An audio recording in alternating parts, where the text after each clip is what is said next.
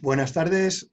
Estamos en el la videocharla con una profesional invitada en el módulo 2, que como sabéis hubo que retrasarlo y a ver si en Navidades y luego no pudo ser, pero finalmente está aquí Ángela con nosotros. Ángela es arquitecta y doctora en geografía, máster en ordenación y gestión del desarrollo territorial y local, máster en energías renovables, arquitectura y urbanismo sostenible. Ha desarrollado su labor profesional principalmente en el campo del diseño bioclimático y la gestión socioecológica del ciclo urbano del agua, tema muy relacionado con el tema del debate aún abierto del módulo 2, por lo que animo a los alumnos y alumnas que estéis por aquí, que tengan preguntas sobre este tema, exponerlas junto a las relacionadas con los ecobarrios, que va a ser el tema principal de la charla. Ángela es miembro del Grupo de Investigación Estructuras y Sistemas Territoriales de la Universidad de Sevilla y la Universidad Pablo de Olavide, así como de la Fundación Nueva Cultura del Agua. Recientemente ha publicado su primera monografía titulada Agua y Espacio Habitado, propuestas para la construcción de ciudades sensibles al agua, en la colección Sostenibilidad de la editorial Universidad de Sevilla. Integrante de GA21, en 2017 el equipo de GA21 recibió la medalla Una trayectoria de innovación y compromiso con el urbanismo social y ambiental por parte del Consejo Superior de Colegios de Arquitectos de España. Es un equipo referente nacional e internacional en temas de movilidad, sostenibilidad en el urbanismo y demás. Bueno, podéis ver un currículum vitae de Ángela más completo en la propia página web de GA21. Y ahora pues le paso la palabra a Ángela, nos quiere comentar algo más de ella y si no, pues empezar con la charla.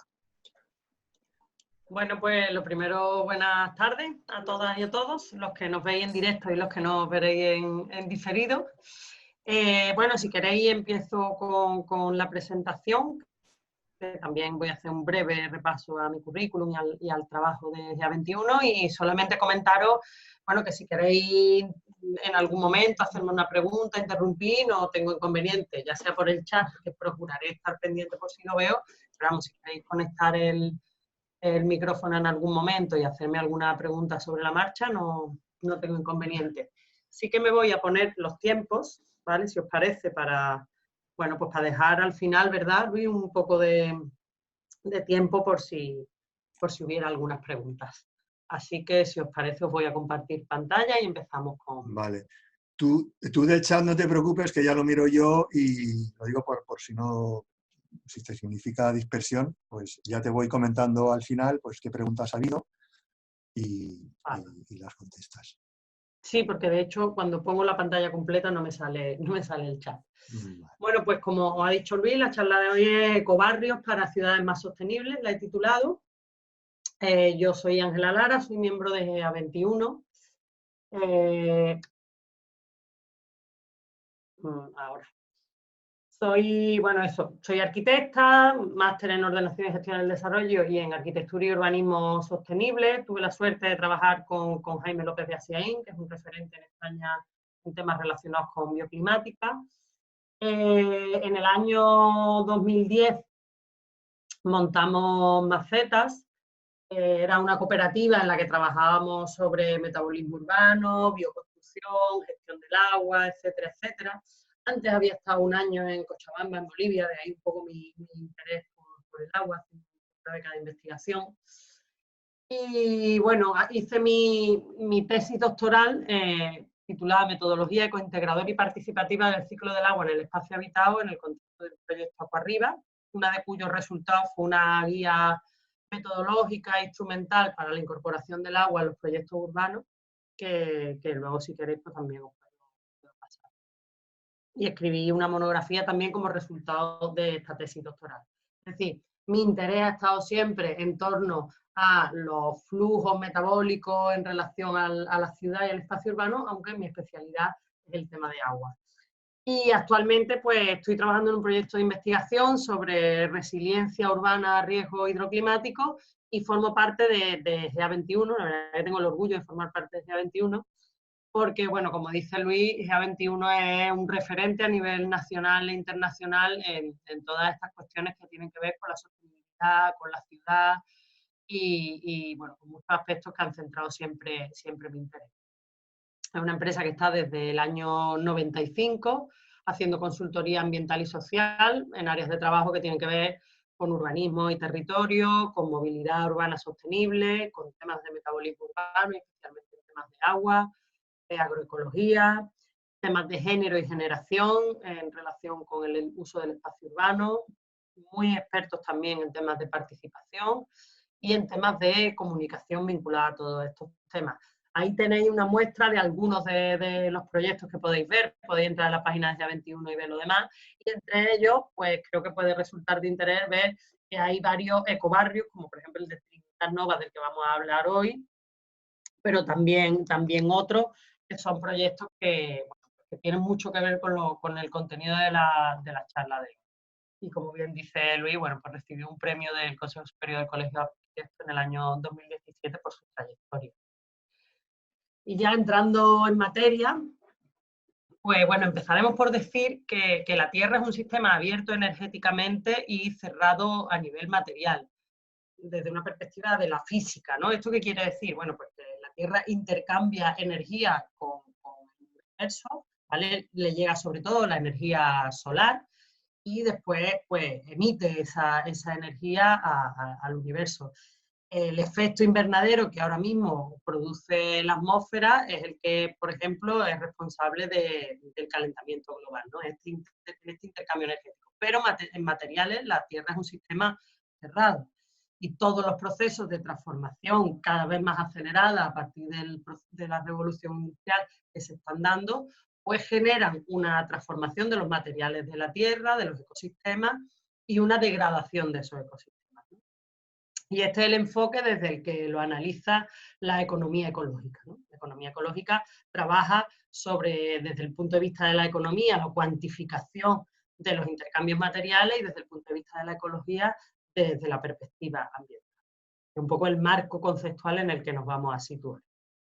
Las ciudades, sin embargo, son ecosistemas abiertos tanto energéticamente como materialmente. De hecho, son grandes sumideros de energía, de flujos de agua, de materiales, tanto alimentación, ropa, materiales de construcción, es decir, las ciudades son grandes consumidoras y a la vez grandes generadoras de residuos sólidos, de aguas residuales, de ruido, muchas cosas, ¿no? ¿Qué es lo que planteamos desde el punto de vista, desde el enfoque ecointegrador o desde lo que podríamos llamar la tendencia hacia el equilibrio urbano sostenible? A mí me gusta más hablar de equilibrio urbano sostenible que de desarrollo sostenible, ¿no? El desarrollo sostenible me parece un concepto un poquito más contradictorio, si me lo permitís, casi un oxímoron, ¿no? Es difícil pensar en un desarrollo sostenible ilimitado en un planeta limitado. Prefiero hablar de equilibrio urbano sostenible como el asumir esa necesidad de tener un equilibrio con el medio. Y en ese sentido tendremos que hablar de una gestión integral del metabolismo urbano a través de ciclos cerrados en los que los recursos y los residuos, imitando a lo que hace la naturaleza, que la naturaleza sí es capaz de regenerar esos procesos de degradación, pues recuperar los residuos y convertirlos en recursos. Os traigo esta diapositiva porque me parece interesante hacer un análisis desde el punto de vista global, ¿no? Esta es la población mundial, creo que veis el puntero. Esta es la población urbana en los diferentes países del mundo y veréis que esta es la tendencia global, ¿no? del proceso de urbanización. En los años 60 partíamos con aproximadamente un 30% de población urbana respecto al total de población mundial y actualmente nos situamos en torno al 55%. Pero esta distribución no es igual en todos los países. Los países del continente americano, principalmente, sobre todo ya veremos América del Norte, pero también América del Sur es un continente bastante urbanizado. Europa, Australia, son los países donde tienen una mayor concentración de la población en ciudades y, sin embargo, Asia, el sur de Asia sobre todo, o África son países mucho menos urbanizados. Y esto, de alguna manera, tiene una correlación no exacta, pero sí existe una cierta correlación en relación a la huella ecológica. La huella ecológica, supongo que lo sabéis, es, digamos, la cantidad de tierra, de mundos, de planetas que necesitaríamos para satisfacer las necesidades energéticas y materiales que nuestro nivel de consumo está generando. Entonces, bueno, pues ahí tenemos a Estados Unidos a la cabeza, pero le sigue de cerca Europa y Canadá, que tendrían la necesidad de entre 2 y 4 planetas, y Australia, y por detrás todo el continente asiático, América del Sur y África, que evidentemente hay alguien que tiene que estar consumiendo menos recursos, es decir, tiene que estar exportando recursos a otros continentes y a otros países para que esos otros países puedan consumir más de lo que les corresponde. Entonces, me parece interesante la correlación entre el grado de urbanización y la huella ecológica de los diferentes países. Bueno, ¿qué es lo que se plantea desde el proyecto EcoCity? Un proyecto en el que participa GEA21, en concreto Carlos Verdaguer y Isabela Velázquez, en el contexto del 5º Programa Marco de Política y Actuación en materia de medio ambiente y desarrollo sostenible de la Comisión Europea, y concretamente en la acción clave 4, la ciudad del mañana y su patrimonio. Se plantea la necesidad de transformar el modo de hacer ciudad, el urbanismo tradicional, hacia un concepto vinculado a lo que se viene a llamar la ecocity o la ecociudad. 3 aspectos importantes en los que se incide en esa transformación. Pasar de un enfoque sectorial a un enfoque integrado y multidisciplinar. ¿Esto qué quiere decir? Un enfoque sectorial en el que por un lado están los urbanistas planificando, por otro lado están los ingenieros hidrológicos abasteciendo de agua, por otro lado están los ingenieros energéticos abasteciendo de energía, por otro lado están los sociólogos hablando de cómo se relacionan los grupos humanos, pero eso de una manera muy sectorizada. Frente a eso, equipos multidisciplinares, pero que trabajen conjuntamente y de manera integral para dar una respuesta conjunta a todos los problemas, ¿vale? En los que hay una interconexión entre esas diferentes disciplinas. Por otro lado, de unos procesos muy tecnocráticos, en los que los procesos de toma de decisiones están muy concentrados en determinadas esferas de poder y determinados sectores técnicos, de arriba a abajo, pues se plantea la necesidad de procesos de participación en los que se tome muy en consideración la base del conocimiento que tiene la población respecto a su territorio y la necesidad de consensuar soluciones y llegar a acuerdos en relación a los conflictos de interés, porque la ciudad es un gran territorio en el que hay muchos intereses, no necesariamente ilegítimos, todos ellos pueden ser legítimos, pero que a veces entran en conflicto y es necesario consensuar soluciones. Y en tercer lugar, de entender los procesos urbanos como procesos lineales, no revisables, no evaluables, es decir, en el que se empieza, se proyecta, se ejecuta, se corta, digamos, la cinta y aquí terminó, a entender que precisamente cortar la cinta no es terminar, sino empezar un proceso en el que hay que monitorizar y evaluar para ver si efectivamente las premisas de las que partimos y los objetivos de los que partimos siguen estando vigentes, o si las soluciones que adoptamos funcionan o no funcionan adecuadamente, monitorizar, evaluar y reajustar esos objetivos. Estas pueden ser 3 ideas, digamos, transversales. ¿Cómo se concreta eso? Bueno, el proyecto EcoCity entiende la ciudad, como no podía ser de otra manera, como una realidad compleja en la que se superponen muchas capas. Capas que tienen que ver con los procesos, con el planeamiento, pero también con la gestión, con la identidad comunitaria, el contexto, la naturaleza, el territorio, el patrimonio, la cultura, la estructura urbana de la que partimos, los usos del suelo, el espacio público, la edificación, el verde urbano, la necesidad de movernos, de transporte de las personas, de las mercancías, cómo se gestiona, de flujos metabólicos, como hemos hablado, de la energía, del agua, de los residuos, de los materiales, y una componente socioeconómica muy importante, ¿no? Y partiendo de toda esa superposición de capas, entender que tenemos que pasar de flujos, como decíamos al principio, fuertes flujos de entrada y fuertes flujos de salida, a un modelo más sostenible en el que se reduzcan las entradas, se reduzcan las salidas y tengamos capacidad de, dentro del propio ciclo, reutilizar aquellas energías o materiales que están en la ciudad. Aunque esto no pertenece estrictamente al proyecto EcoCity, pero me parece que es un buen aporte. El libro Sustainable Infrastructure, The Guide to Green Engineering and Design, habla de 5 pilares de la intervención urbana desde esta perspectiva. Uno tiene que ver con el agua, la energía, los materiales, la economía y la comunidad. Y de la posibilidad de tener diferentes grados de concreción de estos 5 pilares en función al impacto positivo que queramos hacer. Por ejemplo, podemos ir en la energía pues desde sistemas pasivos a sistemas que tengan la capacidad de generar energía con renovables o incluso de capturar emisiones. O en el tema del agua, de ser eficientes hídricamente, a reciclar las aguas, a tener un balance hídrico cero, ¿vale? O en la ecología, de mitigar los impactos a conservar, proteger, incluso regenerar y restaurar el entorno. Es un gradiente. Y en este sentido, pues hace también como diferentes niveles para cada uno de esos 5 pilares en relación a si lo que estamos pretendiendo es reducir el daño que estamos provocando al transformar el territorio, si generar una sostenibilidad en los recursos, si hacer sistemas integrados o si incluso tratar con nuestras intervenciones de regenerar un diseño regenerativo que mejore las condiciones de partida, ¿vale?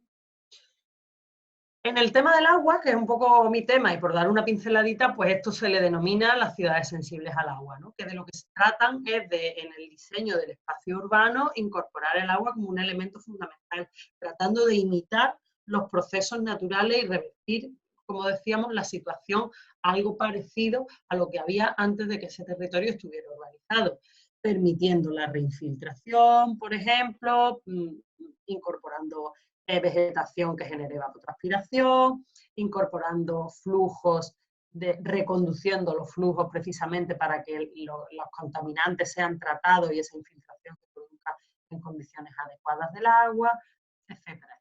Eso se denomina ciudades sensibles al agua. Volviendo al ecocitio un poco y a estos principios de los que hemos hablado, pues la planificación urbana integral, entendida como un proceso cíclico, como decíamos, entiende que partimos de una necesidad, una iniciativa por una necesidad de intervención. Esta iniciativa, me ha salido un cartel, no sé qué quiere decir, pero entiendo que está todo bien.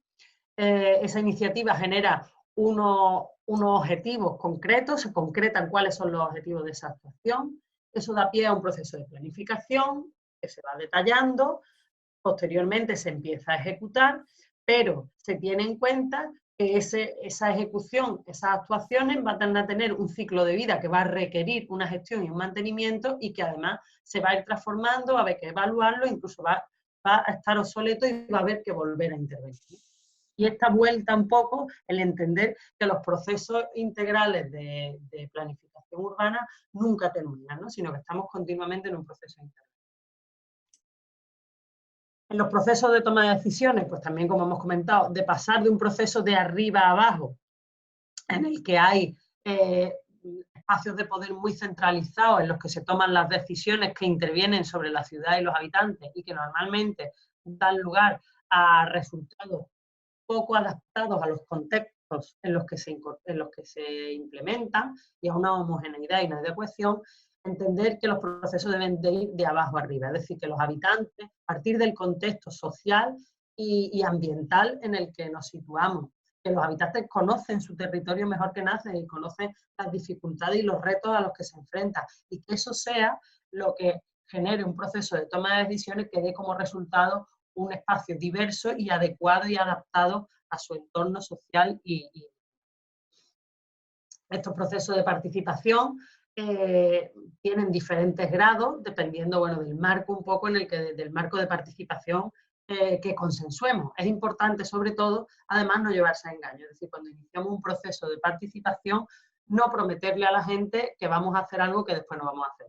Si simplemente entendemos que el proceso va a llegar a la información, pues se dice, oiga, vamos a tratar de tenerles muy informados, pero ustedes no van a participar en la toma de decisiones. O quizá lo que se va a hacer es una consulta. O quizás realmente se va a entender la participación como implicar a los agentes en la definición de objetivos y la redacción de los proyectos. Y el grado más alto, ¿no?, sería que la ciudadanía pudiera entrar en la ejecución y en la gestión del proyecto. Esto es muy importante y sobre todo lo que digo es consensuar bien cuáles son los marcos de participación para que la gente sepa cuándo va a lo que va y no haya falsas expectativas que se puedan ver truncadas. Y la integración de políticas, como decíamos, resultado de un equipo multidisciplinar que abarque diversos temas. Este a veces es uno de los retos, parece una cosa como muy obvia, pero uno de los retos a veces que generan más dificultades, incluso por la dificultad de poner en diálogo diferentes departamentos, incluso a veces de un mismo ámbito institucional, ya no hablemos cuando hablamos jerarquías institucionales diferentes, pero es fundamental que realmente los agentes que intervienen en un proceso de planificación, que son muchos, y muchos de ellos agentes institucionales, se pongan de acuerdo, debatan y todos se impliquen en la resolución de los problemas para que cuando aquello esté en funcionamiento después todo el mundo sepa lo que hay que hacer. Como dicen, no es fácil, pero funciona. En este contexto y bajo estas premisas, el proyecto Ecocity desarrolla 7 planes urbanísticos en diferentes ciudades europeas con criterios de sostenibilidad. Con criterios de sostenibilidad ambiental fuertes, es decir, con un compromiso real y transformador. Con procesos integrales de diseño basados en la implicación de las comunidades locales, como ahora veremos, que sean viables económicamente y con un trabajo coordinado desde los varios enfoques. Y estas premisas, podéis ver, disculpad, se concretan, bueno, pues en algunos de estos aspectos, como puede ser una ciudad de la diversidad cultural y la identidad, con confort bioclimático, igualitaria, que produce la energía que necesita, que combina centralización y descentralización, que tiene un equilibrio con la naturaleza, que tiene barrios fuertes y equilibrados en el territorio, con un ciclo del agua cerrado, razonablemente compacta, de consumo mínimo de suelo virgen posible, con espacios públicos que faciliten la vida, entendido como un organismo vivo, una ciudad de distancias cortas, diversa por lo tanto y compleja, saludable, que genera bienestar, enraizada en la economía local y donde uno se mueve sin contaminar demasiado. ¿Y esto cómo se concreta en procesos y objetivos? Pues a nivel de estructura urbana, como un poco repetir, ¿no? Minimizar el consumo de suelo virgen, es decir, si tenemos ciudad donde seguir desarrollando, no colonizar nuevos territorios, respetando el entorno, minimizando por tanto el consumo de energía y materiales y procurando una ciudad compacta que no obligue a grandes desplazamientos y por lo tanto disminuyendo la demanda de transporte, así como el consumo de energía. El transporte es uno de los grandes consumidores de energía en las ciudades, que permita satisfacer nuestras necesidades básicas y que tenga los aspectos socioeconómicos en cuenta, los cuidados, el género y la generación, las ciudades desde la perspectiva de los cuidados, de la buena gobernanza, de la sensibilidad al desarrollo sostenible y de una economía resiliente, capaz de resistir a las crisis. Y en conjunto que evite impactos sobre la salud y el medio ambiente, que maximice el bienestar de las personas y que minimice los costes. Me voy a perdonar que estoy un poquito resfriada. Bueno, pues después un poco de esta introducción, que no sé si ha dado pie a alguna pregunta en concreto, os iba a poner algunos ejemplos de este tipo de barrios. Vamos a empezar por la propuesta de ecobarrio de Trinitat Nova en Barcelona, que fue el barrio del Ecocity, el caso de estudio del Ecocity, en el que GA21, Isabela y Carlos Petraguer estuvieron presentes y formaron un barrio. Trinitat Nova es un barrio de Barcelona, está en la ciudad de Barcelona, está en la Diagonal, si no estoy muy equivocada, que está situado un poco en la periferia, junto a la Sierra de Collserola. ¿Vale? Un área de 55 hectáreas, con una población de 7.600 habitantes, con una población mayor, un poco envejecida, y con mayoritariamente vivienda social. Bueno, este trabajo plantea la necesidad de trabajar desde las distintas dimensiones, desde la dimensión educativa, económica, social, ambiental, y bueno, nosotros nos vamos a centrar sobre todo en la dimensión urbanística. Hay una primera propuesta que gana el concurso de ideas que hace el ayuntamiento, pero que es rechazada por los vecinos. Y estos vecinos pues se manifiestan a favor de un barrio sostenible y lo defienden en las calles. Y eso da lugar a su incorporación en el proyecto Ecocity como socios del proyecto y bueno, a este resultado, este sería un poco el resultado final de ese proyecto, que vamos un poco a ir desgranando. Primero se hizo un taller participativo sobre cuál es el futuro que se espera de Trinitat Nova, y en Trinitat Nova se habla del barrio del agua, porque era un barrio en el que había una infraestructura hidráulica, había una casa del agua, que se identifica mucho con eso. Un barrio sostenible, que apuesta por la participación, que se abre a la Sierra de Collserola, que como habéis visto es la que está al norte, que piensa en el transporte público y en la conectividad de una perspectiva metropolitana, también por su ubicación un poco más extrarradio, y que tiene un proceso de remodelación que quiere vincular al empleo, a la economía social y comunitaria y a la formación. Hay que decir que este barrio, como muchos de los ejemplos que voy a explicar, pues, es un proyecto de regeneración urbana, es decir, no son proyectos de nueva construcción, que a mí eso me parece que es muy interesante, ¿no? La necesidad, o sea, todos estos principios, claro, cuando hacemos nueva construcción es más fácil, porque planificamos desde cero y tenemos las posibilidades de diseñar todas las redes, de ubicar los usos, etcétera. Pero desde una perspectiva de coherencia con el modelo que estamos planteando, en realidad teniendo, como tenemos, por ejemplo, en España, un parque de vivienda envejecido y mucho del vacío, es mucho más interesante pensar en la regeneración de los espacios que ya tenemos.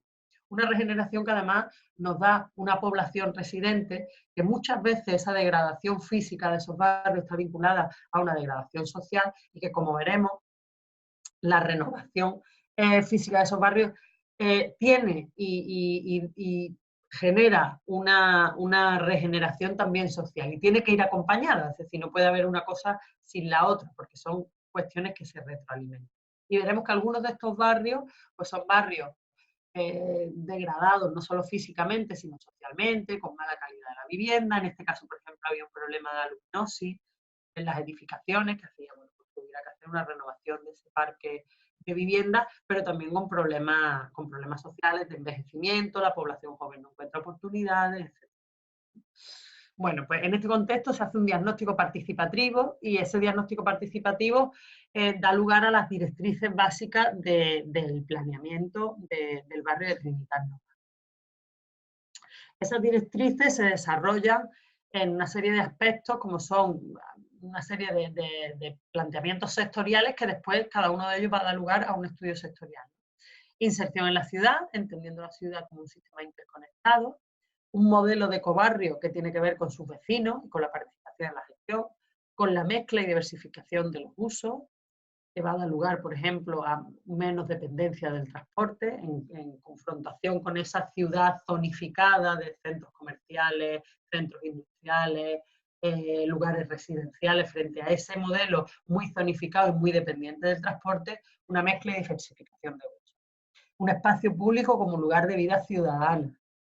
La naturaleza en la ciudad y entender la ciudad como un ecosistema vivo, donde también hay animales, hay plantas y hay otras especies, aparte de la especie humana, con las que convivimos. La edificación con adecuadas condiciones de habitabilidad y adecuadas bioclimáticamente, ¿no? Muy dependientes de la energía para obtener confort. Materiales durables, reciclables y de bajo impacto. Y en relación al metabolismo, una movilidad sostenible, el agua entendida como un recurso global escaso y un elemento de calidad urbana, una energía, o sea, más calidad de vida con menos energía, ser menos dependiente energéticamente y con el residuo entenderlo no solo como un problema, sino también como un recurso. Como digo, todos estos aspectos dieron lugar a una serie de estudios sectoriales y de estos estudios sectoriales una serie de propuestas que muy resumidamente podríamos decir, por un lado, en relación al espacio público, modificaciones específicas del trazado urbano y de los volúmenes construidos para incrementar la calidad del espacio urbano. Ahora después veremos una foto aérea en la que se puede apreciar un poco esta transformación. La reconversión de la totalidad del barrio en un área predominantemente peatonal con conexiones hacia la red ciclista urbana en relación a la comunidad. En relación al entorno natural, la conexión con la Sierra de Collserola y el aumento de la permeabilidad del suelo y el volumen de espacios verdes, tanto cubiertas como fachadas. En relación a la energía, la incorporación de sistemas de cogeneración que permitieron una gestión colectiva de la energía y un mejor aprovechamiento. En relación al agua, la reutilización del agua de lluvia para el ajardinamiento y una red separativa en los edificios y la rehabilitación de la Casa del Agua, esta antigua casa de bombas para la puesta en valor. Y también hay una parte muy importante que tiene que ver con lo cultural, una identidad cultural en torno al agua. Y los residuos, pues un plan de gestión de residuos de la construcción y de demolición, porque va a haber una obra muy importante de demolición de Es un caso pionero en urbanismo participativo, por un lado en las calles, porque ya vemos que desde el origen estos vecinos reivindicaron ese barrio sostenible, lo cual, bueno, hace unos cuantos años ya no era algo tan en boga y tan común. Y en los despachos, tanto en las instituciones como por parte del vecindario.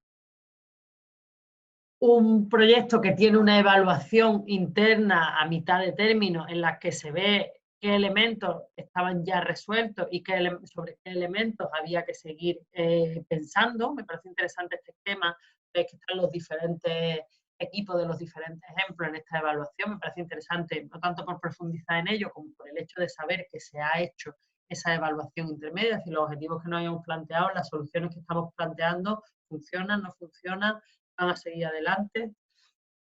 Y esto es una foto aérea del barrio de Trinitas Nova y de esa transformación, ¿no? Se puede ver cómo sobre todo en esta zona fue donde se realizó o donde se ha ejecutado esa primera parte de esa transformación y bueno, pues se dio lugar a una edificación en mayor altura que liberara más espacio público y bueno, espacio público con una cierta calidad, como veis una predominancia de los usos peatonales, de los espacios verdes. Aquí podéis ver, es cierto que respecto a los objetivos iniciales, bueno, pues ya sabemos que a veces los procesos de ejecución son lentos y no siempre han incorporado todos los elementos que a priori se planteaban, pero bueno, sí muchos de ellos. Y bueno, pues aquí podemos ver algunos de los espacios públicos ya remodelados. Esta es la Casa del Agua, la antigua Casa de Bombas, y este es un espacio de uso social y cívico junto a la Casa del Agua, que también se ha inaugurado hace poco. Este es el barrio de Trinitat Nova en Barcelona. El caso de Kostanden-Augustenborg, Ekostanden quiere decir ecobarrio en sueco, ¿vale? Y Augustenborg es el barrio, el nombre del barrio, y Malmö es la ciudad. Este barrio me parece muy interesante. Bueno, esto formaba parte de un proyecto estratégico de renovación y transformación de una ciudad industrial, disculpadme, en el que hubo un importante proceso de participación también. Y en este caso se trata también de un barrio envejecido, con un problema de paro y de problemas sociales también, y que también partía de un problema estructural. En el caso de Trinitas Nova era luminosis, aquí era un problema con la gestión del drenaje urbano y un problema de inundación. Era un barrio que tendía a inundarse y tenía muchos problemas de drenaje. Y entonces lo que en principio era un problema, lo convirtieron en una oportunidad. Y entonces, bueno, pues lo transformaron en un barrio que es un ejemplo de ciudades sensibles al agua y de sistemas urbanos de drenaje sostenibles que han dado lugar, bueno, pues a un espacio público con esta calidad, como podéis ver, ¿no? El tema de la incorporación del agua y del verde urbano como un elemento de diseño del espacio público, al final no solo revierte medioambientalmente en una reducción de la necesidad de energía drenaje, y una mejora de la calidad del agua, sino también en una mejora de las condiciones ambientales y paisajísticas del entorno urbano, que me parece una de las cosas más interesantes.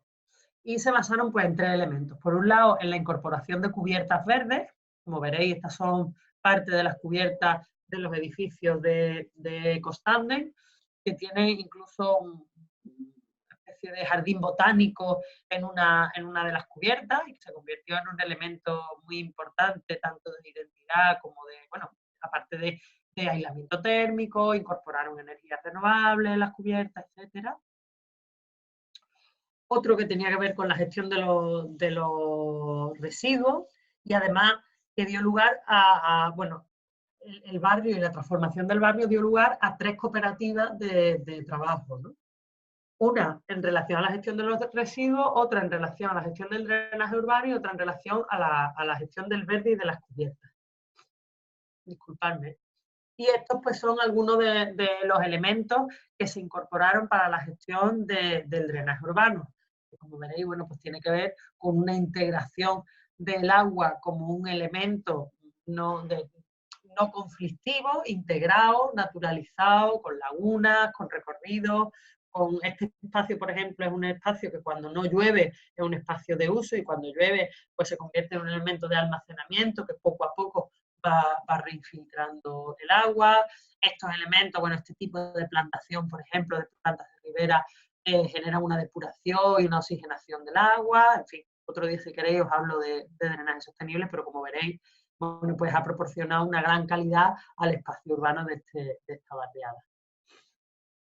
Otro ejemplo que me parece interesante es el de Beddington Zero Energy Development en Londres, que es un barrio pues, que se planteaba como un barrio de cero emisiones y cero consumo.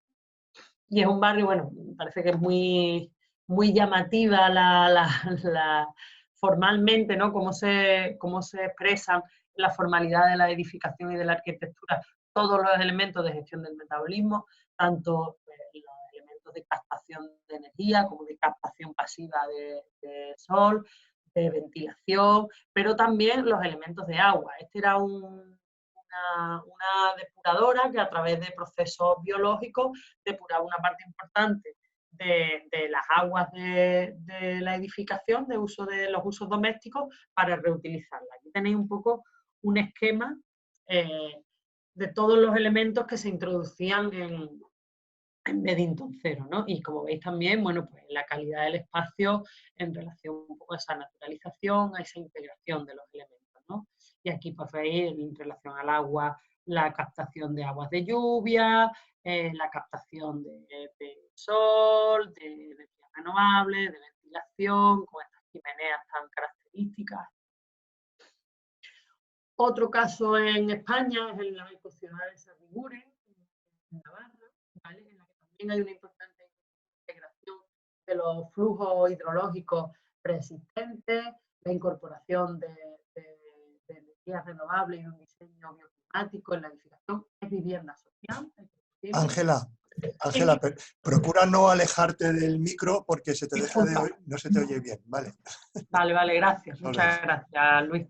Eso, que también es un diseño bioclimático, incorporando energías renovables. Decía que era vivienda social, ¿vale? Es mayoritariamente un barrio de vivienda social, también con predominancia de la movilidad activa, peatonal, ciclista y de conexión y de continuidad con el entramado urbano y de integración con la red hidrológica, porque había una serie de arroyos que pasaban por allí, y como de reutilización de aguas grises, etc., ¿no?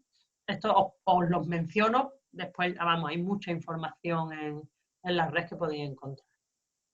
Y bueno, hay un par de casos más que si queréis casi que pasamos las fotos porque quedan poquitos minutos para que los veáis también, ¿no? El barrio francés de Tübingen, en Alemania, ¿vale? Que también tiene, pues eso, una integración de los elementos naturales, de la hidrología previa, ¿vale? El diseño, por supuesto, bioclimático, de captación solar pasiva, ¿vale? De movilidad sostenible, de priorización de los usos peatonales y de la bicicleta, de integración de diferentes usos y de la vegetación, que como parte de este sí parte del proyecto EcoCity, pues tiene la participación como una condición también necesaria para esa sostenibilidad. Para un mejor conocimiento del entorno, pero también para una mejor adaptación a las necesidades de la población. ¿Vale? Y con un desarrollo a través de talleres que plantean diferentes escenarios, diferentes alternativas que dan lugar un poco a ese debate con la ciudadanía. Eso es importante siempre. La ciudadanía, no solo los procesos de participación son una fuente de información, sino que esa información que extraemos hay que devolverla a la ciudadanía y ser capaces como técnicos de traducir un poco esos procesos de toma de decisión. No podemos refugiarnos de decir, no, es que esto es una decisión técnica. Bueno, casi siempre las decisiones técnicas se traducen en una manera de usar el espacio o de usar o de requerir determinados flujos de agua, de energía, de materiales. Entonces, hay que saber también traducir esas decisiones técnicas a esas necesidades sociales y generar un debate en igualdad con la ciudadanía, ¿no? Y bueno, muy importante, como decíamos, la mezcla de usos que nos permite que el espacio urbano sea un espacio rico, en el que no necesite trasladarme para trabajar, para comprar, para abastecerme, etcétera, etcétera. O con una movilidad principalmente eléctrica, con dispositivos de recarga abastecidos por energías renovables, esa energía renovable integrada dentro de los elementos de la edificación y de los elementos constructivos, como pasa aquí, ¿no? Con el sistema de transporte, un tranvía, ¿no? El tranvía tiene integrado las cubiertas solares, ¿vale? Y el modelo de Vauban en Freiburg, en Alemania, que creo que Luis conoce incluso mejor que yo, bueno, pues además con la característica de la recuperación de una base abandonada de la OTAN, ¿vale? Que el ayuntamiento compra los terrenos y decide desarrollarlo como un nuevo ecobarrio residencial, ¿no? Y también, bueno, pues cómo se incorpora una planificación cronológicamente espaciada y por fases. Y bueno, pues vemos también un poco los elementos de los que hemos hablado, que tienen que ver con la gestión de la energía, el diseño solar pasivo para disminuir las demandas de consumo energético, con un determinado tipo de movilidad, movilidad activa, priorización de uso y del peatón y de las bicicletas, de la infancia, ¿no? De las posibilidades de que la infancia, pues en las calles, no sé, en otros sitios, pero a veces no vemos eso de prohibido jugar a la pelota, ¿no? Esa necesidad de sacar a la infancia del espacio público en vez de todo lo contrario, ¿no? Habilitar espacios para la infancia, para los cuidados, la movilidad sostenible, la integración de los espacios naturales y del espacio edificado, ¿vale? Y la integración también, mira, estos son elementos de drenaje sostenible. Este es probablemente el agua de las cubiertas, la captación de agua de cubiertas, que es conducida, se aleja un poco, evidentemente, para que no interfiera con la cimentación de la edificación, y se generan espacios, lo que se llaman jardines de lluvia, como espacios de reinfiltración. Y que tiene que ver un poco con cómo diseñamos las cotas del espacio urbano. Es decir, normalmente ponemos bordillos que rodean los espacios naturalizados e impiden que el drenaje vaya hacia esos espacios.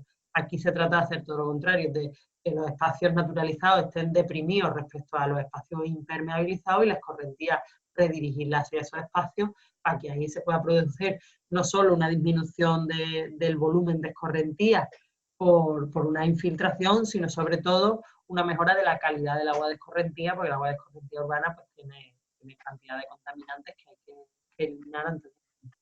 Y eso con la vegetación pues se consigue. Y bueno, pues este es parecido también al que habíamos visto antes, edificios con integrados elementos de captación solar que producen energía para abastecer las necesidades del propio barrio. Hay muchas referencias en la web a este barrio. Y bueno, ya para terminar, creo que es justo on time, pues tenéis las referencias de la web de GA21 y de algunos libros y publicaciones que ha hecho GA21. Concretamente, yo el manual de diseño de ecociudad del proyecto Ecocity os lo recomiendo, porque yo lo he estudiado en profundidad, me parece una herramienta muy útil de la que ha salido gran parte de la información que os he proporcionado. Y bueno, muchas gracias por vuestro tiempo y espero que os haya resultado interesante. Y ahora, bueno, pues todas las preguntas que os surjan, estaré encantada de poderoslas resolver. Pues muchas gracias, Ángela. No veo así preguntillas en el chat. A ver si, como somos pocos, a ver si alguien se anima. Yo lo que sí que he visto con lo de los barrios está bien porque hay diferentes ejemplos desde barrios que están dentro de zonas ya edificadas, o sea que lo que se ha hecho ha sido o bien regenerarlos o bien rehabilitarlos integrando nuevas construcciones y demoliendo las que estuvieran realmente obsoletas. Y luego hay algún caso de barrio que es más periférico, que está ya fuera de todo lo que es el desarrollo urbano, como el Navarro, ¿no? Se ve que todavía no hay integración con el... Sí, el Navarro era un pueblo más pequeñito donde se desarrollaba este barrio, efectivamente, en un entorno un poco más rural, podríamos decir. Bueno, no sé si rural o natural, ¿no? Efectivamente. Y en el caso de Trinitat Nova, ¿se ha mantenido edificación de esta, bueno, de protección oficial antigua o se han demolido bloques para rehacer nuevas? ¿Cómo ha sido un poquito más en detalle esto, si lo conoces? Claro, por lo que yo conozco, había un problema de luminosis, entonces había que derribar gran parte de la edificación. Entonces, claro. Estaba planteado por fases. Yo sé que ya hay esa parte que se ve, es nueva edificación completamente, se derriba la edificación anterior para construir esta nueva edificación, pero de lo que se trata es de que ya que se hace esta nueva edificación, pues incorporar todos estos criterios, ¿no? Y no sé si se veía bien en las fotos aéreas, se distingue muy bien la zona en la que ya se ha llevado ese proceso de sí, a cabo, pero un proceso vivo. Sí, supongo que se realojaba la gente, a ver, al ser por fases, cuando se iniciaba una fase y se acababa, se realojaba gente de casas que se iban a demoler en esa primera fase, así hasta completar el proceso, supongo.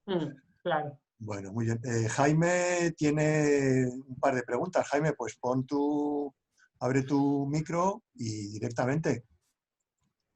Hola, buenas tardes. Bueno, lo primero de todo, Ángela, muchas gracias por la presentación, me ha gustado mucho. Y nada, quería preguntarte un par de cosas. La primera, como me has comentado que estás más enfocada hacia el agua y la gestión del agua en las ciudades o los barrios, quería saber cuáles son las principales o los principales retos para ti en cuanto a la gestión del agua en España. Pues comparándolo con los países escandinavos, con los ejemplos que has puesto de Reino Unido o Alemania, porque conozco estos países y también me entra la duda de si la identidad cultural en estos países puede estar más cercana a entender lo que puede ser un ecobarrio o cómo evolucionan las ciudades. Entonces, quería saber tu opinión al respecto. Bueno, yo creo que lo que hay que tener en cuenta siempre es mucho el contexto cultural y saber aprovecharlo. Yo no creo que necesariamente, de hecho, las ciudades mediterráneas siempre se ponen como un ejemplo de ciudades de sostenibilidad, ¿no? Por lo compacto, por lo complejo, por el modo en el que la arquitectura tradicional ha sabido aprovechar los recursos, el modo en el que se ubicaba. Entonces, yo creo que sí tenemos un acervo cultural que tenemos que ser. Lo que pasa es que a veces no somos capaces de leerlo y no somos capaces de rescatarlo, y por eso decía que la parte de la identidad cultural tiene mucho que ver con el desarrollo de estos procesos participativos. Yo creo que es un error intentar imitar lo que se hace en otros países y trasladarlo de una manera idéntica, ¿no? Está bien aprender, está bien entender, está bien comprender y, bueno, ya te digo, y aprender de esos procesos, pero también es fundamental la contextualización. Y la contextualización tiene que ver con las condiciones físicas, ambientales y climáticas del territorio, pero también con las condiciones sociales y culturales. Y yo creo que aquí hay experiencias de barrios, además de barrios populares. Hemos hablado de Trinitat Nova, pero nosotros tenemos un caso muy similar aquí en Sevilla, en el Parque Alcosa, además con un problema también de cimentación, etcétera. Y es un barrio que ha participado en un proyecto de investigación sobre ciudades en transición, en el que también se está reclamando esta incorporación de la sostenibilidad, pero en la clave cultural nuestra. Y concretamente en el tema del agua, como me decía, pues bueno, España tiene una serie de vulnerabilidades a nivel climático en relación con el cambio climático. Tenemos un régimen pluvial muy diferente al de los países del norte, porque el régimen pluvial mediterráneo es muy variable y tenemos grandes épocas de sequía y lluvias torrenciales. Y entonces eso es un reto muy importante a la hora de adaptar nuestras ciudades y la gestión del agua en nuestras ciudades, tanto por la necesidad de hacer muy eficiente el ciclo del agua de cara a un mejor aprovechamiento del recurso, porque tenemos periodos de sequía que son naturales, es decir, las sequías meteorológicas forman parte de la propia dinámica de nuestro clima, y también las lluvias torrenciales. Fenómenos que se están viendo, digamos, incrementados. Esos fenómenos extremos que forman parte de nuestro clima naturalmente se están viendo incrementados por el cambio climático, porque hay periodos más cortos y más intensos de lluvia y periodos de sequía más largos y además con una lluvia efectiva menor y por lo tanto menos recursos hídricos. Entonces tenemos retos importantes en este sentido, que tienen que ver pues, con esto. Por un lado, diseñar las ciudades, esos procesos de expansión de la urbanización, esa urbanización tan expansiva, con una impermeabilización tan grande del territorio, con una transformación de los cauces y una ocupación de los cauces naturales que está generando todos los problemas de inundación que estamos viendo, no vienen derivados porque estén los cauces sucios, etcétera, etcétera. Eso será una parte del problema, pero que no es que sean sucios, es que están bueno, pues una serie de especies invasivas porque no hemos permitido que la dinámica natural de los flujos hidrológicos de los ríos continúe, y estamos ocupando y estamos generando una sensación de seguridad porque estamos construyendo diques, etcétera, pero cuando viene un evento extremo que no es tan habitual, pero que no, eso no quiere decir que no pertenezca a nuestro clima, es nuestro clima, pues no estamos preparados, ¿no? Entonces yo creo que hay que empezar a incorporar todos estos criterios, sobre todo en la ordenación del territorio y en el diseño urbano, creo que son fundamentales en la planificación. No sé si esto responde a tu pregunta, Jaime. Sí, muy bien. Muchas gracias. Sí, me interesa mucho el tema y podría estar preguntando toda la tarde, pero bueno, voy a dejar que los compañeros Bueno, no, si te interesa mucho el tema del agua, yo formo parte de la Fundación Nueva Cultura del Agua. Y en la página de la Fundación Nueva Cultura del Agua puedes encontrar muchos textos y muchos artículos sobre estos temas que creo que te pueden interesar. Vale, pues me lo apunto. Muchas gracias. Nada. Pues ánimo, Carlos.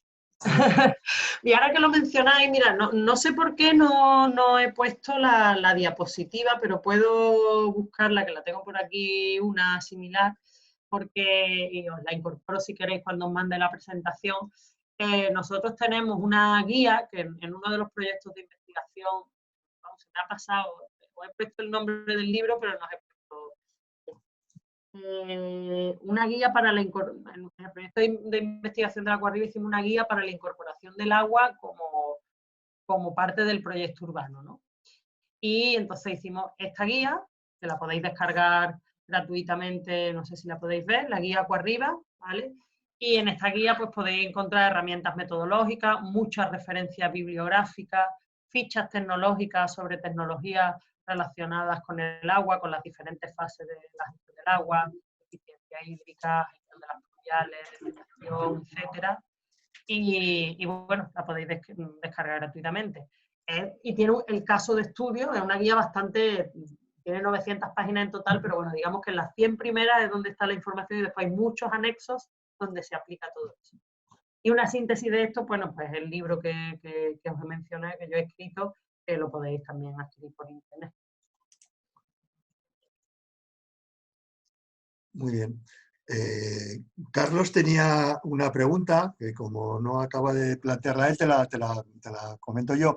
Si es posible aplicar medidas funcionales y relativamente inmediatas para la mejora de la situación actual general. Normalmente no se hace nada o casi nada. Disculpad, pero no me funciona el micro. Ah, ya. Claro, esto es como todo. Yo lo he estudiado sobre todo en relación al agua, pero se puede hacer, o sea, hay muchas escalas de intervención y en función a la escala de intervención hay más actores que entran en juego y bueno, eso genera digamos, un poco más de complejidad, pero no una incapacidad. Es decir, yo puedo desde mi vivienda pues mejorar, hacer más eficiente el uso del agua, incorporar sistemas, y es una acción casi individual, pero que es muy inmediata. O sea, yo voy a la ferretería, compro una serie de dispositivos, los pongo en mi sistema y empiezo a ahorrar agua. Pero después hay cosas que podemos hacer a nivel de bloque de vivienda, tanto a nivel de energía, pues podemos instalar placas solares fotovoltaicas, podemos instalar sistemas de reutilización de agua a nivel de bloque de vivienda, con mis vecinos, la comunidad. Después podemos hacerlo a escala de barrio y ahí ya empiezan a entrar otros actores como en la administración pública, etc. Pero las administraciones públicas, por ejemplo, en todos los procesos de renovación urbana, ahora que se está empezando también, por lo menos en España, con los procesos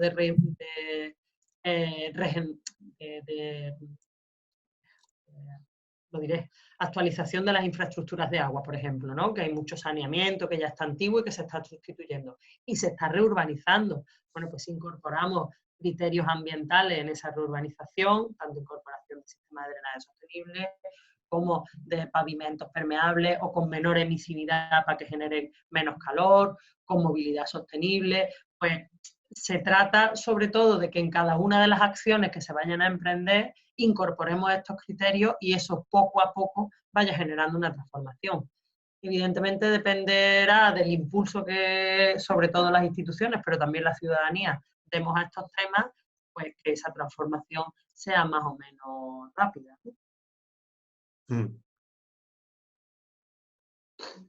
Sí, bueno, es muy interesante todo lo que dices porque, como comentábamos al principio, estos temas, sobre todo de las políticas respecto al agua y la gestión del agua en espacios públicos, en el espacio urbano, es el tema central, es el tema del debate de este mes. Así que os animo a los que todavía no hayáis participado y a los que habéis participado, pues con estas nuevas cosas, si os inspiran nuevas preguntas al debate, pues que las vertáis en él. A mí me venía, por ejemplo... Disculpa, Luis, es que ha quedado una pregunta de Carlos por contestar y quiero ver si Ángela nos la puede comentar. Él pregunta que cuánto se tarda en adaptar un barrio o una zona urbana tradicional. Bueno, yo creo que un poco tiene que ver con lo que hablábamos antes, claro, depende del impulso que se le dé y de la energía que se invierta, como casi todo en la vida. Claro, y de los recursos que haya y del tamaño que tenga. Claro, es verdad que a veces, por ejemplo, yo en mi tesis doctoral lo estudiaba, ¿no? A veces parece que si no se hace una reurbanización completa no se puede hacer nada, y eso no es cierto. Es decir, yo puedo, analizando y adaptándome a la realidad que tengo, hacer actuaciones pequeñitas que me permitan ir mejorando poco a poco y que no exijan un nivel de inversión tan grande que a veces es más difícilmente alcanzable. Entonces, yo puedo, por ejemplo, partir, no tengo por qué necesariamente transformar la red de drenaje, es decir, de los invernales, las canalizaciones, etcétera, para incorporar elementos de mejora de la permeabilidad. Puedo incorporar ya ni siquiera un pavimento completo, sino una parte de un pavimento. Y transformando la parte del pavimento que está junto al elemento donde se recoge el agua, pues puedo eliminar parte del flujo que llega hasta ese invernal.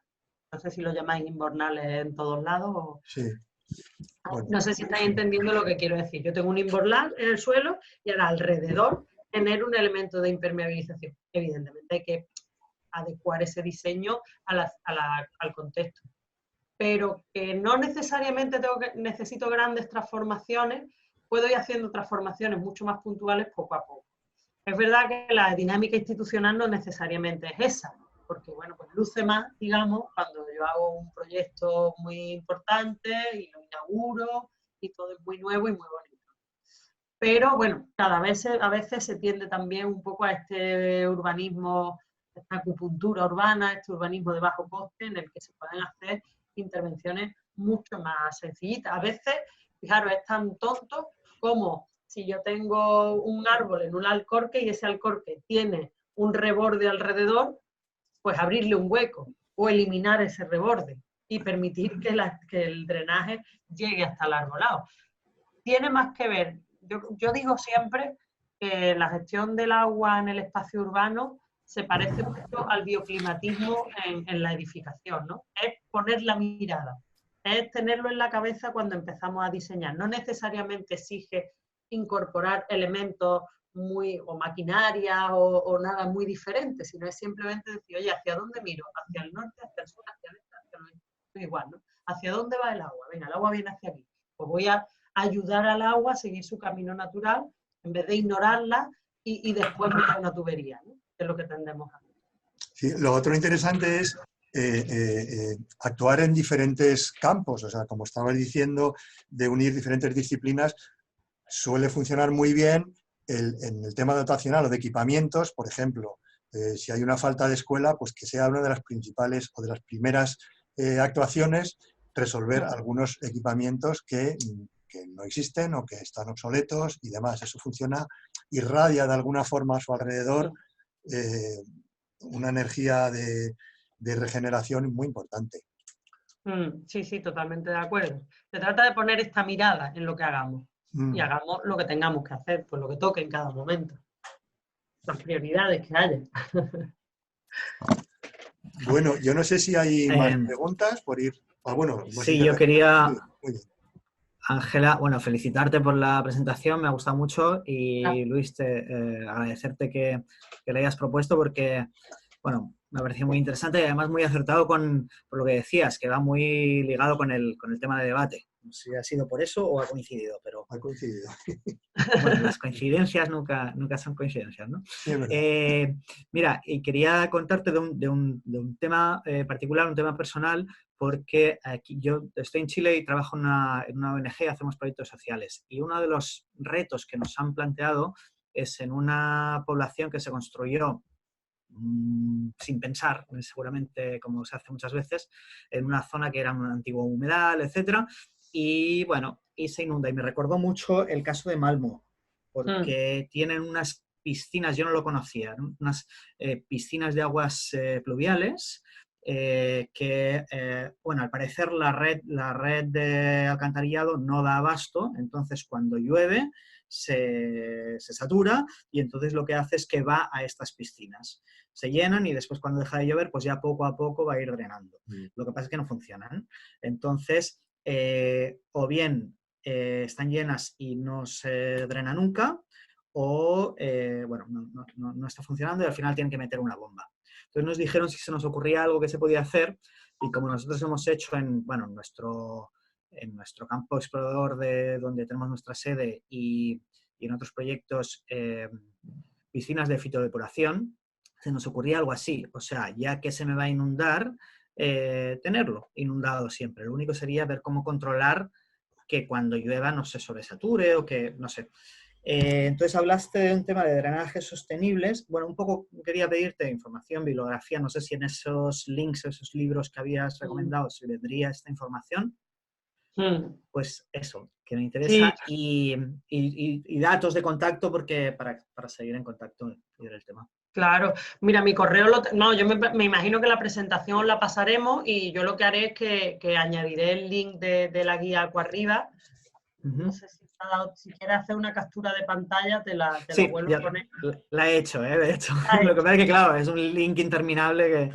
Claro, por eso. Vamos, bueno, si no, mira, lo puedo copiar directamente en el chat. En el chat, eso sería bueno, sí. Claro, y así lo tenéis. Porque es verdad que a veces, además, no siempre es tan fácil dar con el link en internet. No lo tenemos bien hecho del todo, que a veces no sale a la primera cuando lo metes en Google. Ahí, uno de los apartados, o sea, ya veréis que la guía tiene una primera parte que es la guía en sí, ¿vale? Uno de los capítulos está dedicado al drenaje sostenible, ¿vale? Y ahí ya en ese capítulo, esta guía, como trabaja sobre el ciclo completo del agua, pues evidentemente no profundiza, no se especializa en ninguna de esas partes. Pero lo que sí hemos intentado es generar como grado de implicación, digamos, y proporcionar herramientas bibliográficas, manuales, etcétera, etcétera, en cada uno de esos campos. Entonces, tienes una parte dedicada, un capítulo dedicado al drenaje sostenible, ¿vale? Y ahí tienes referencias bibliográficas y después tienes un anexo de fichas, cada una dedicada a cada una de estas tecnologías que se vinculan al drenaje sostenible, que son puntas verdes. Lo que vosotros estáis planteando puede ser parecido a un estanque de detención o un estanque de retención, ¿vale? Que es la tipología de sistema que se habla. Lo que me cuentas no me suena mal, o sea, en principio suena bien que haya una infraestructura así.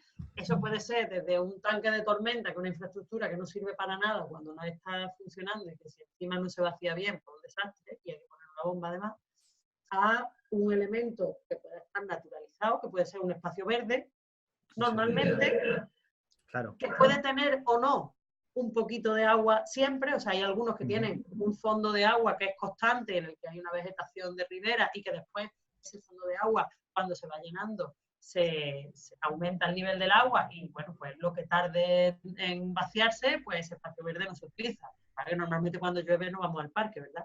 Entonces, Claro. ahí se compensa. Y bueno, ahí pues eso tiene fichas tecnológicas sobre cada una de esas tecnologías que a su vez pues también tienen link a bibliografía específica, ¿vale? Aquí en España hay un parque muy interesante en Valencia. Ay, ¿cómo se llama? Es que yo para los nombres soy muy mala. ¿Cómo se llama ese parque, por Dios? Pero hay un parque en Valencia que... En Valencia no, en Alicante. ¿No es en Alicante? Vosotros los alicantinos. Hay muchos aquí. No es en Alicante, que es que ya os digo que soy para los nombres de las cosas, pero vamos, si lo busco os encuentro la referencia, además no tardaría, creo, demasiado. Y en ese parque, pues lo que han hecho es eso, han generado, había un problema de sobresaturación de la red urbana, y entonces hay, digamos, como un bypass que tú le produces a la red para que haya una línea, para que haya una zona de amortiguación y de laminación del caudal. Y eso es un parque. ¿Cómo se llama el parque? Ahora lo voy a buscar. ¿Vale?